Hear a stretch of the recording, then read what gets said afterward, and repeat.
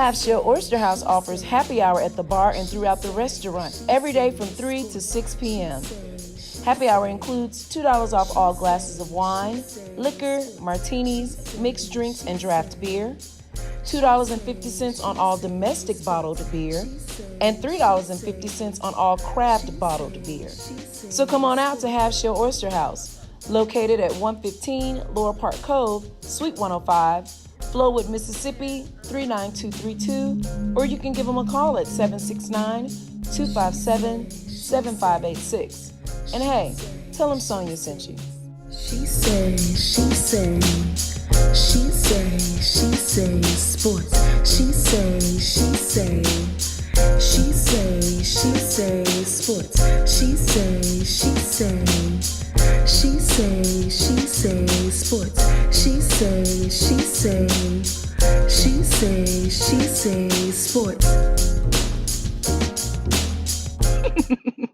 Hey y'all, it's your girl Sonia, and welcome back to She Say Sports. Today I have with me former JSU secondary special teams and linebacker coach and owner of Freestyle Fitness, Coach Knight. What's up, Coach? How are you? What's up? I'm excellent. Even better now that I done hooked up with the world renowned. You know. She said. No doubt. Good to have you on the show. Thank you for joining me today. Thanks for having me. You know, the last time I saw you, actually, I was at Planet Fitness. This was like February 2020, right before COVID. They shut us down. So at least I was trying. Yes. You like, yeah, whatever. Yeah, you was in there. I was trying. It was the beginning of the year, and so you know, whatever. Yeah. So Coach, tell the listeners a little bit about yourself. I'm from Monroe, Louisiana. Okay. 3-sport athlete. I graduated from Wiseman High School in Monroe, Louisiana. From there, I went to Tuskegee University. Okay. I graduated from Tuskegee University with a business management and information science and systems degree. I figured one day I wanted to own my own business. If I didn't make it to the NFL, right. I thought I was pretty good, like all the players in college think they're pretty good. I got hurt my sophomore year. Mm-hmm. And when I got hurt my sophomore year, standing on the sideline is crazy because I was just telling my son this story last weekend, how, just looking on the field, standing on the sideline. And I said, man, I need to find something different, to do, because this thing could be over in the blink of an eye. Right. It could be over in the blink of an eye. So, from there, I played and I used football as a tool. I didn't let it use me. I used it. Right. Exactly. You know what I'm saying? And that's a good thing. But before we get into that, I didn't realize you were from Monroe. You probably know one of my very, very close friends, and he's actually a co-host on one of my football shows, Jamie and Spencer. Man, come on now. I know Big I Jamie did not Spencer. know. What you mean? Oh my gosh. I'm gonna have to bring you on the show. He and Cedric Donaldson, you know him. Cedric Donaldson, he played at LSU. Yeah, we do a show together during football season. And they come on once a month. I cannot believe, wait till I talk to him. I did not know you were from Monroe.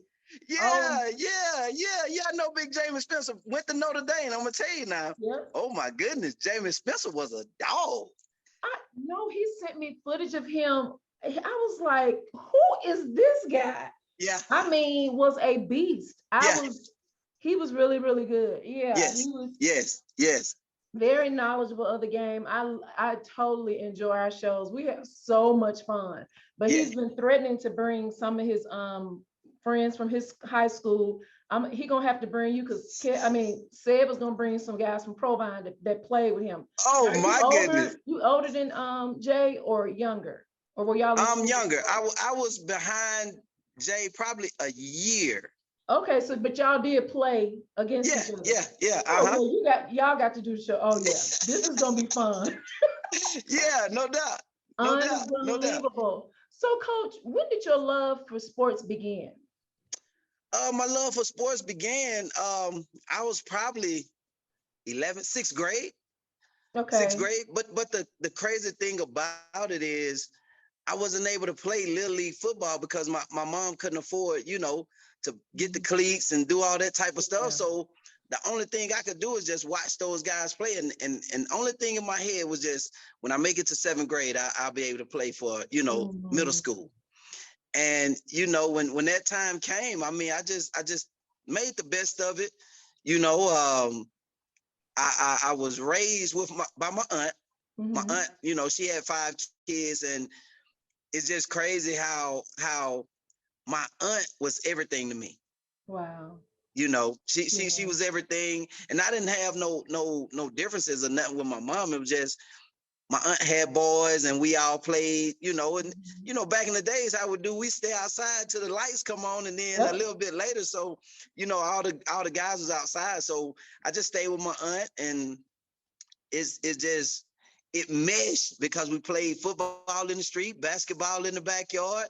We raced in the middle of the street. So everything, everything we couldn't do when we got to in elementary, we ended up doing it in middle school. So it all went together from there. So you say you played 3 sports. So of course, football. Did you play basketball? What are the other 2 you played? Football, basketball, and track. So you named 3. Okay. Yeah. All 3 of those. And which one was your favorite? Football definitely was my favorite. Okay. I enjoyed basketball, but football is something about those Friday night lights, Is that when you realized football was what you wanted to do when you saw those lights on and the people coming to the games, and and it was just you wanted to be out there on that field and everybody cheering your name? Is that when you realized it's the feel? It was the feel of the atmosphere. But the crazy thing about it, I think I was better in basketball than I was football.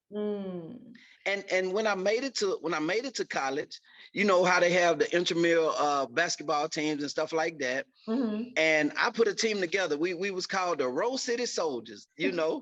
All the guys from Monroe, all of us was from Monroe. Okay. And I put a team together, and Coach Ben Joe, I don't know, you remember Ben Joe? He used to coach at Southern back in the days. Okay, that sounds familiar. Yeah, Ben Job coached at Southern back in the days, and he was the head basketball coach at Tuskegee at the time. Okay. And somehow it came out, hey man, he would come to the intramural games, and he asked, hey, why don't you come out for the basketball team? I said, Coach, I really don't have time. And it ended up spring football and all that type of stuff. So I never played, but I've been told by my dad and a couple other people that I was better in basketball than I was football. Well, but the love for football just outweighed it. It's something about the setup and the Star Spangled Banner and the smell of football in the air. Something about that aroma. You know what I mean? But look how you smiling about it. Yeah, that was your favorite sport for sure. No doubt. So let's fast forward to college. You played at Tuskegee, as you mentioned, and you played multiple positions on your football team. Yes. It's funny, you kind of started that with doing the 3 sports. So you played the position strong safety, punter, and backup quarterback. Yes. Now, for people who don't know, is that normal for players to play multiple positions? No, when I made it to college, I was like the first player in probably 20 years to go both ways. Wow. In college. As a freshman, I came in playing defensive back. Well, they recruited me as a quarterback, and it was just so many quarterbacks. And then the head coach, Rick Cummings, was my head coach in college. Are you serious? Yeah. So that's how you ended up in Jackson State. Okay, because I was going to ask that question. Go ahead. Yeah. Wow. Yeah. So Rick Cummings was my head coach. And he came to me, after camp. He said, hey, what position you want to play? So I looked, they had a couple of quarterbacks they brought in, and then I looked at safety, and they only had 2 safeties. I said, Coach, I'm going to play safety. So it was at that time they had a junior ahead of me, and I beat him out as a freshman. And from there, I just rolled, and I still would come over every now and then and practice on the offense, playing quarterback and stuff. Right. So in one of the bowl games, my sophomore year, in the bowl game, the starting quarterback got hurt. So the backup quarterback, he warming up and everything, and he getting ready to go in the game. And James Woody was the offensive coordinator. Mm-hmm. And he looked on defense and he told Cumsey, hey, we're going with Knight at quarterback. And everybody just went crazy. Like, man, the backup quarterback, he been practicing all week. You're going with coach. I mean, you're going with Knight. And just so happened, I ended up scoring the winning touchdown in the bowl game. Yeah. So it's just, when you're an athlete, what I mean? It just, it's just in you. You just have some kind of certain little swag about yourself. When you got it, you got it, I guess. You got it. So, Coach, was safety, was that your favorite position out of the three? No, quarterback. Quarterback was, really, okay. Yeah, Those yeah. Favorite. Yeah. And you moved on from being an athlete at Tuskegee to actually coaching there. Yes. So did you coach with Coach Tuskegee at that time? I did. Well, I graduated. Wow. Once I graduated, I ended up being a grad assistant. Okay. And from grad assistant, the position coach ended up leaving, going back to Florida, and Tuskegee hired me on as the secondary coach. Wow. Okay. And so that's where when he hired me on as the secondary coach, my first year, my entire secondary got drafted. Wow. Drayton Florence ended up going in the second round. Frank Walker ended up going in the 6th round. And then my free safety ended up going free agent. That's awesome, Coach. And I mean, like you say, when you good at it, hey, you got proof in the pudding. You know the players make you good though. I tell everybody, I had some really, really, really good players at Tuskegee, mm-hmm. and they really made me look good. That's good. So how was it moving from player to coach and coaching with your actual head coach and possibly some more coaches? How did that make you feel? Coach Tuskegee would always say it was something that I had as a player that he respected and admired on the coaching side of it. Mm-hmm. Because even as a freshman, a lot of people and a lot of players thought I was a junior, or a senior, when I came in as a freshman, because where I came from in Louisiana, you had to get it how you live. It didn't matter, you know what I'm saying? So with that already in my head, I didn't see guys being sophomore, junior, senior, as intimidation. I said, hey, bro, you got a game, you better bring it, because I'm bringing mine every day. I love it. So with that, I was one of the leaders on the team as a freshman. Okay. Wow. Mm-hmm. As a freshman. So you move on. Apparently, Coach, he really was digging you. Y'all move on. Y'all leave Tuskegee and y'all come to my alma mater, my dear old college home, Jackson State. So you were again second special teams linebacker coach and also recruiting coordinator. Yeah. And I see that multiple position thing. It follows you from a child. Yeah. It groomed you to do different tasks, throughout your career. Right. So you spent 10 years at JSU and at one point was interim head coach. Yeah. You were there first of all, before I ask that question, was that something you always wanted to, did you always want to become head coach? Was that a dream? I did not. I did not. Sonya, something that's funny. I never even dreamed of coaching. Your plan was to go to the NFL.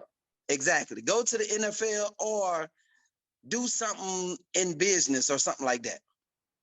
So when the opportunity presented itself to be a coach, it's, hey, I'll do it. I love the game. I'm able to be around the game.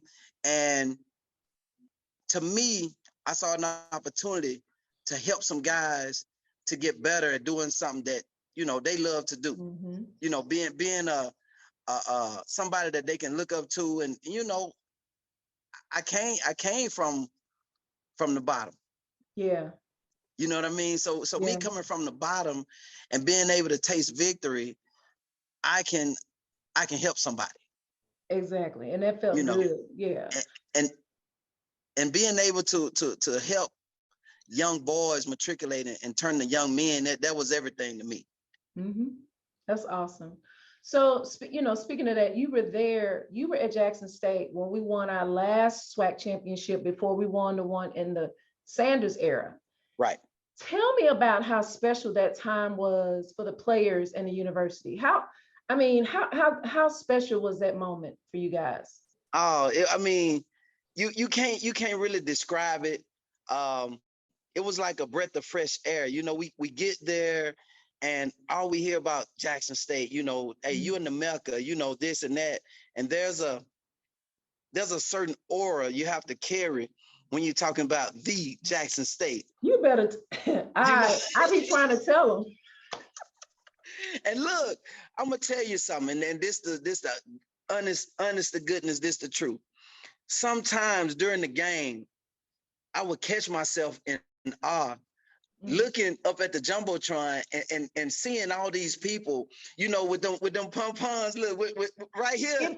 That's an amazing feeling. I'm getting goosebumps right now. I do it and I'm in the stands. Yeah.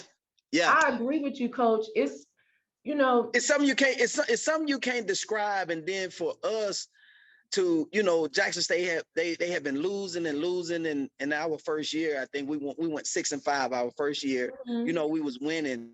And even at Tuskegee, we were beating the SWAC teams that was winning the conference. Right. So we was like, man, we got this. We just got to go get it. Right. You know. And in our second year to put it together, and those guys bought in. They bought all the way in, and to bring a championship back to Jackson State, that was huge. That was huge. Awesome. It was a big feeling. You know, you can't describe it. You just have to be there to feel it. You have to, yeah. I was getting ready to move back here from Dallas, and I came to that game, and I was thrilled because that was my first time since a student actually going to a SWAC championship game, and it was like, it was electrifying. Not how it is when it's at home, right? But it was definitely a beautiful win. And you know, speaking of beautiful, I love this dude. You actually worked with legend Casey Theriault. You remember Casey? Huh? Casey. Oh, Casey Theriault? Yeah. Yeah. You're just a little low. Okay, I'm sorry, Casey Theriault. And he's actually been on the show before. But we knew how amazing he was on the field. How was he as a kid off the field? Let me tell you, I mean, phenomenal. I still talk about Casey to this day, how, you know, I was in charge of the community relations with the team and stuff like that, taking them to the children's hospital, taking them to the different nursing homes and things like that. Okay. Even in the summertime, Casey would come to me, hey, coach, if we going to talk to some kids, we're going to do this. He was always willing to go and speak and give somebody some uplift and tell his story so that maybe it will help somebody. That's so awesome. I can tell he's that type of dude. Great guy. I'm still, been following his career through the years and just excited for him. I wish he had made it to the NFL because he was really, really good. And a lot of the scouts and teams felt like the risk wasn't worth the reward because of what happened. And I beg to differ. I'm so glad that we gave him a home away from home. Yes. And we took him in. And that's one thing I can say about us. That's what my youngest niece, she's named after me. She goes to Jackson State. My oldest didn't. She went one semester. It wasn't for her. Okay. But I was like, one thing I can say about an HBCU, especially SWAC HBCU, is totally different. We love you. I mean, I have friends. I'm so glad I chose JSU. I had another scholarship somewhere else, but I ended up there because my best friend begged me. Matter of fact, her birthday is today. She begged me to come to Jackson State, and I'm so glad I did. So, Coach, that amazing game, October 16, 2010. I know you remember it. When JSU beat SU Southern, I hate them, in a thriller and instant classic, 49-45. Yeah. Do you remember that game and that Hail Mary pass from Casey to Rico Richardson to give us the win? What was going through you? Because the last few seconds, the score kept changing. I was losing it. Listen, I'm gonna tell you, when we gave up a touchdown. No, it was a kickoff return. We gave up a kickoff return. Casey Terrio comes to the defensive side of the ball on the bench and say, "Hey, pick your head up." That's what he telling the players. He say, "We got this game." He goes back to the offense, tells Rennie Rollins, "Let's go to work." A lot of people forget about the pass he threw down the middle to Rennie Rollins to even get down in the red zone to throw the pass to Rico Richardson. That's true. You know, and all the Southern fans thought it was over with. Some Jackson we thought State. It was over with. I was about to cry. Look, the boy Casey Terrio is special. You know, Jimmy Oliver brought a sense of winning back to Jackson State. You know, he brought a sense of magic. But Casey Terrio put it on a whole nother level. Like, you know, I could sleep at night when I'm riding on the bus and I know we got 11 getting off the bus with us. We used to call him vanilla chocolate. Yeah. Or vanilla tiger. We took, I mean, we definitely, yeah. I was that Jackson State people started walking out the stadium because we thought it was over. When I say I've never cried at a football game, when I say I cried, we was hugging and crying. People were in shock, and we stayed there for the fifth quarter. You know, usually I'll go on to my car to tailgate. We sat there and waited. You had to. It was amazing. It was amazing. So, you know, but Coach, moving forward, moving to now, what are your thoughts on the football program now at JSU and the attention that HBCUs are receiving? I love what Coach Prime is doing. I love what he's doing. The biggest thing I love what he's doing is he's not about himself.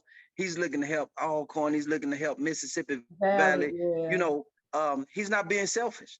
Exactly. You know, in which, you know, the type person he is, you know, he can sell an igloo to 2 penguins. Yes, he can. You know what I'm saying? He can sell it. And the thing of it, he can bring all the attention to Jackson State if he wanted to, you know, but for him, it's bigger than just Jackson State.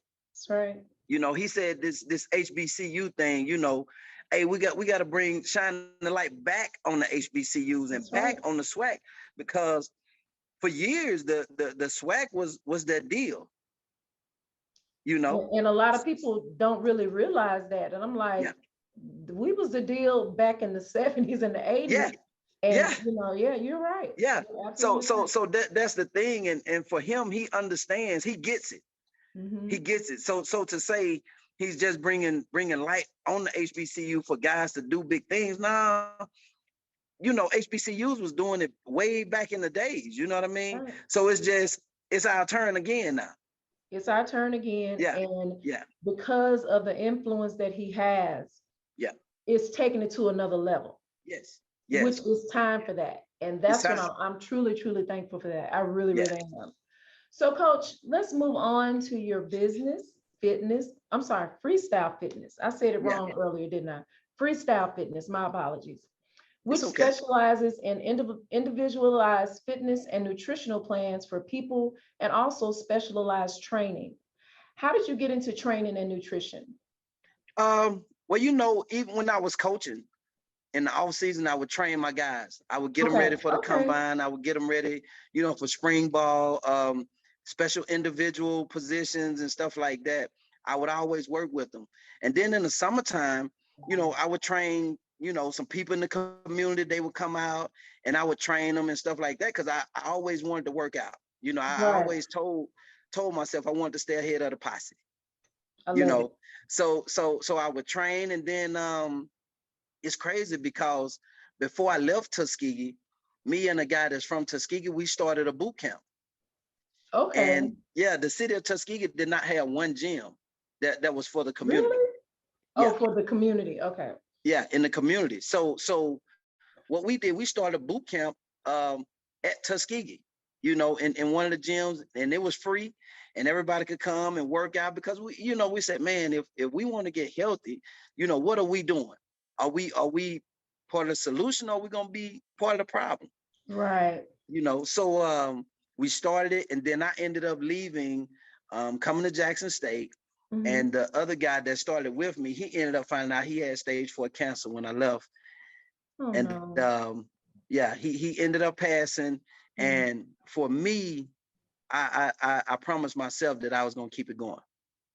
That's You awesome. know, And I'm glad you are keeping it awesome. I mean, keeping it going. yeah. So now, speaking of that, as far as like diseases and stuff, people really think you can just work out and lose the weight. No, you have to deal with the nutrition as well.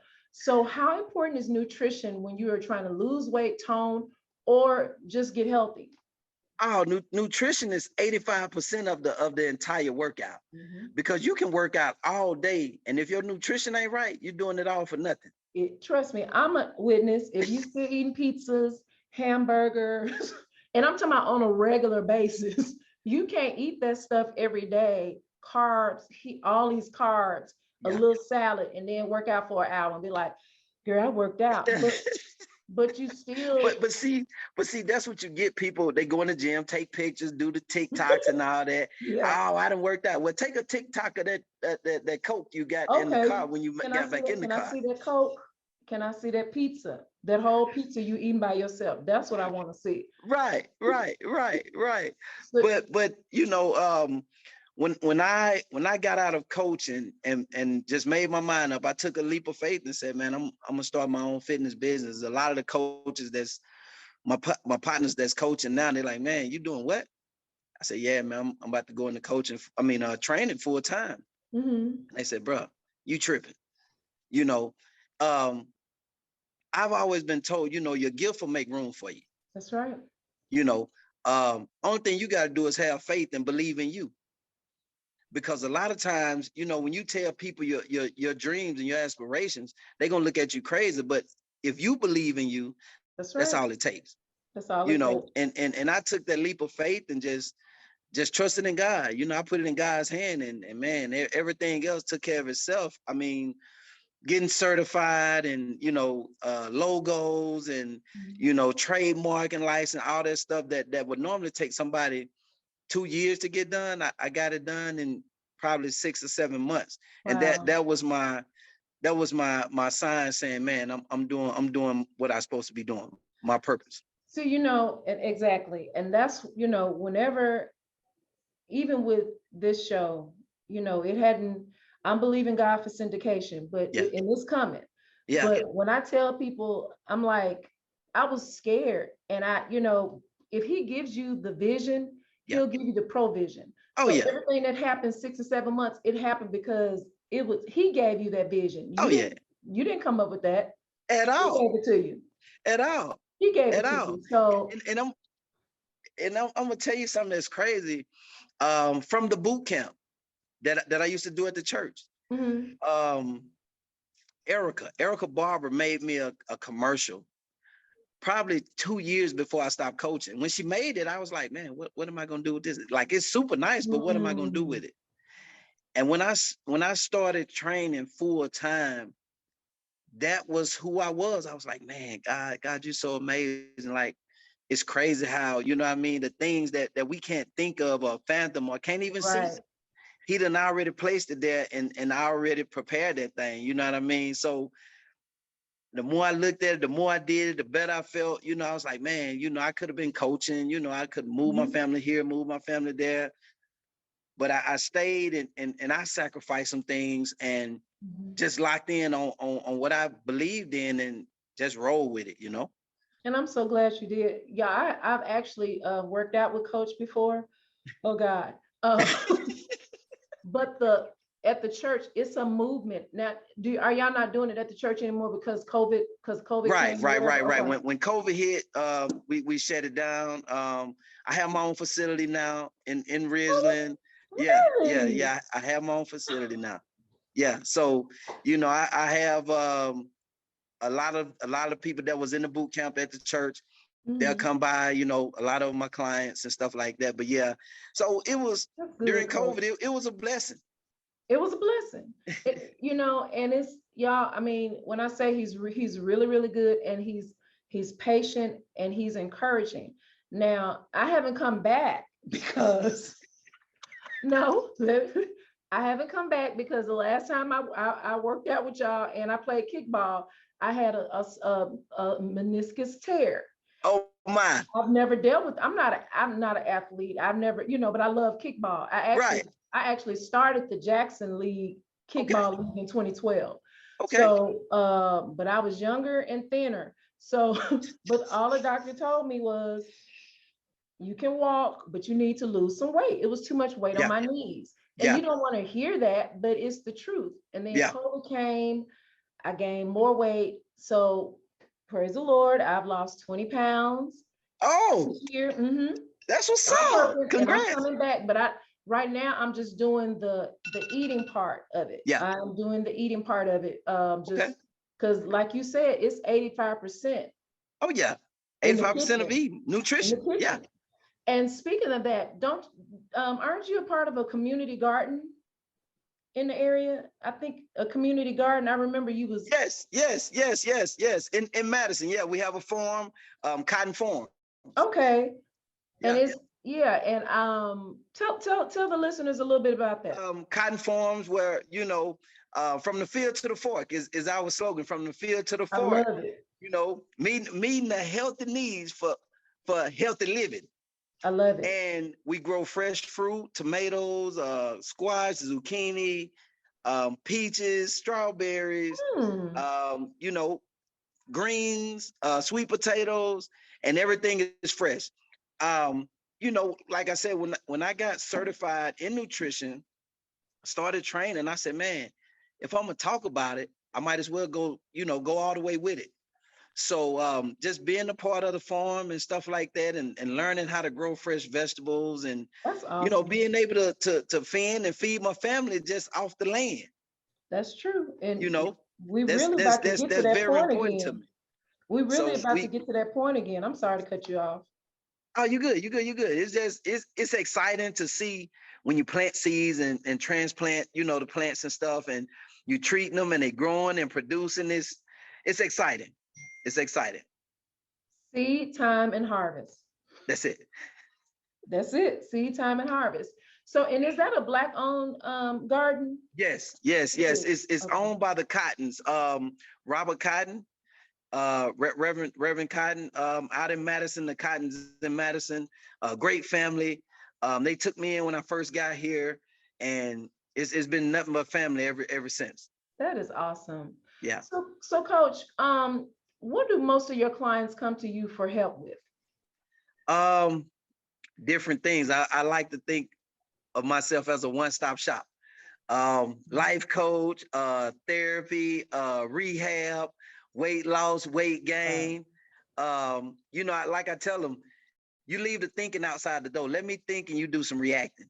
I love it. They come to me to change their mindset pretty much. I tell them where it starts. Yeah, I tell them, if I can change your mindset, we can get your body to do whatever we want it to do.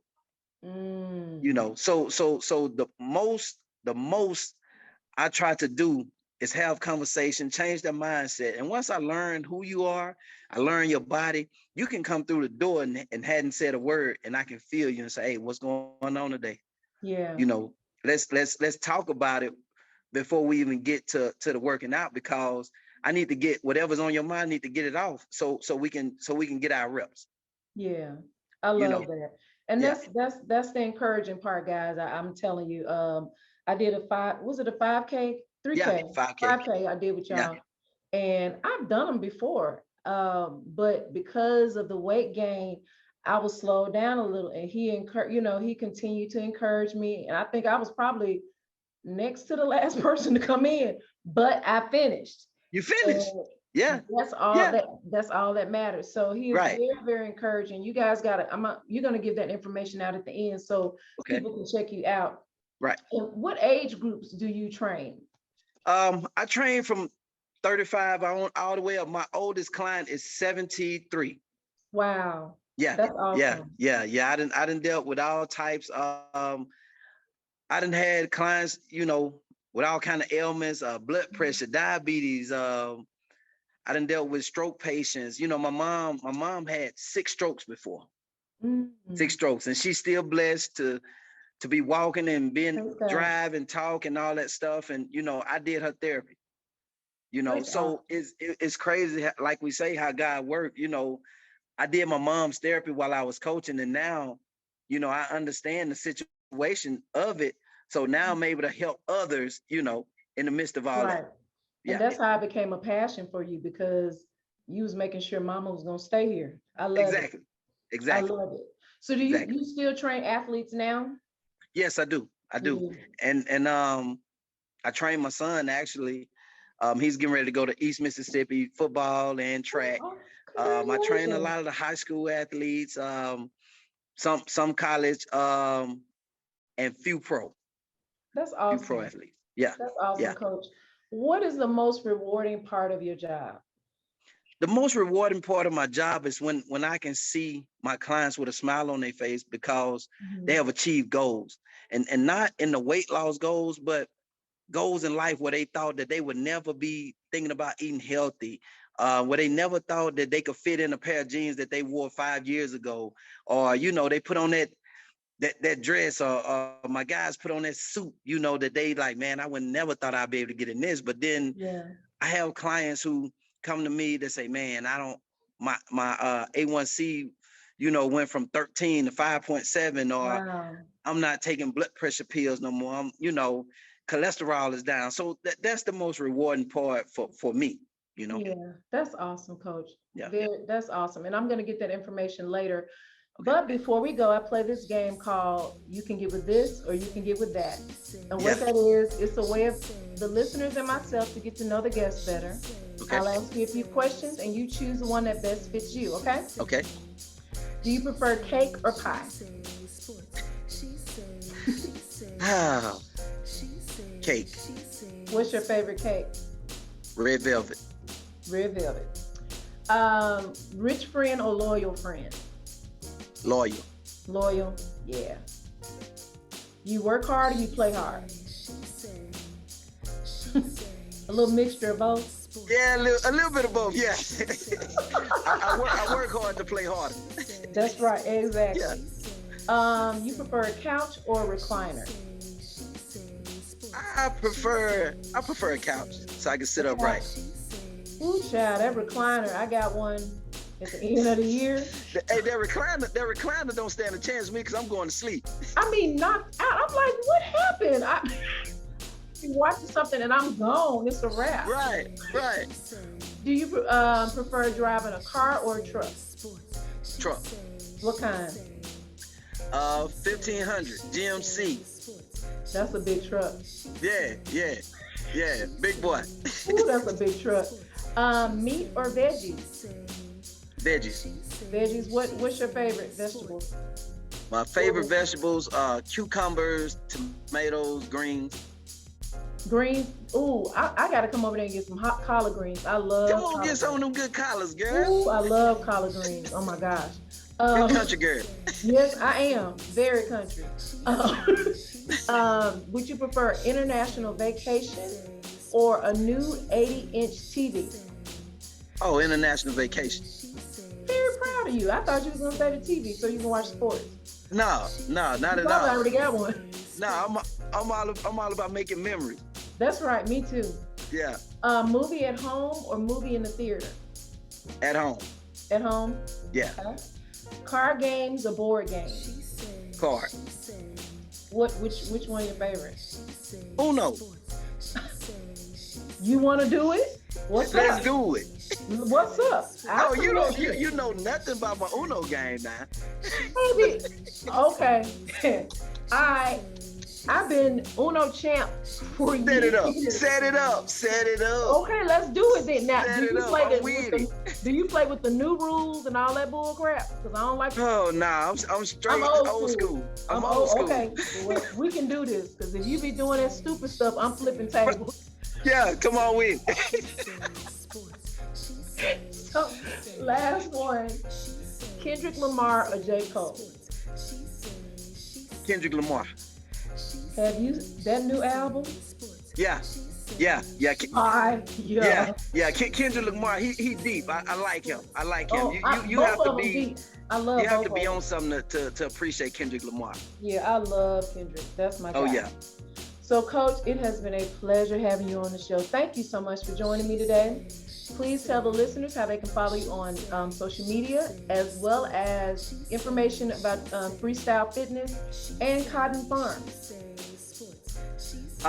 You can reach me on Instagram at Freestyle Fitness 29, Facebook Freestyle Fitness 29, and my studio is 864A.